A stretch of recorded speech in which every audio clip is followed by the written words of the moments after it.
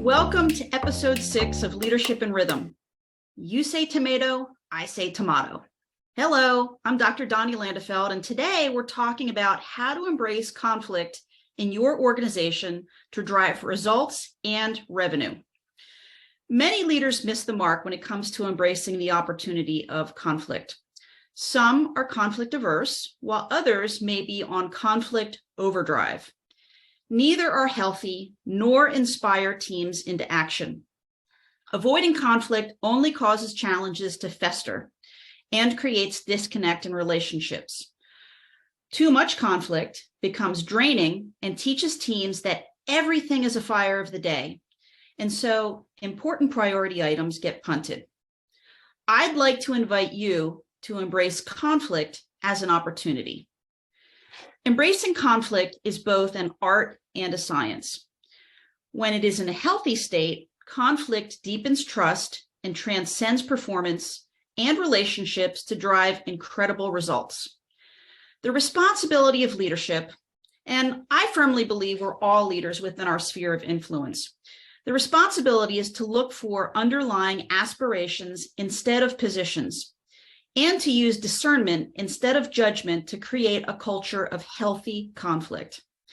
Let's use a common example that we get calls for quite a bit. Let's say a leader comes to us and they're frustrated because her team is not stepping up to take initiative.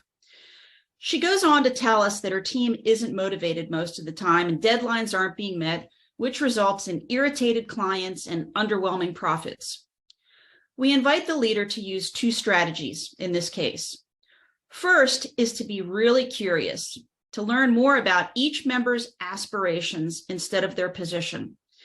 See, we want to avoid any type of power play that is demotivating and doesn't foster psychological safety. Influence happens by way of inspiration. Get curious, ask questions. Consider that the other person's aspiration might be 5 to 10% valid. Deepen relationships in this way, grow and get closer to a win-win. Second is to apply empathy, one of the most powerful and yet underutilized and misunderstood powers. Empathy is all about understanding and connecting with others. The goal here is to connect to an underlying emotion.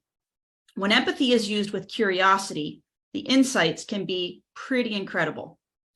In this particular instance, the leader learned that she was frequently finishing up her team members' projects and came across as being a control freak. This totally demotivated the team and taught them to just let the boss finish the work because no matter how much they tried, the leader was going to step in.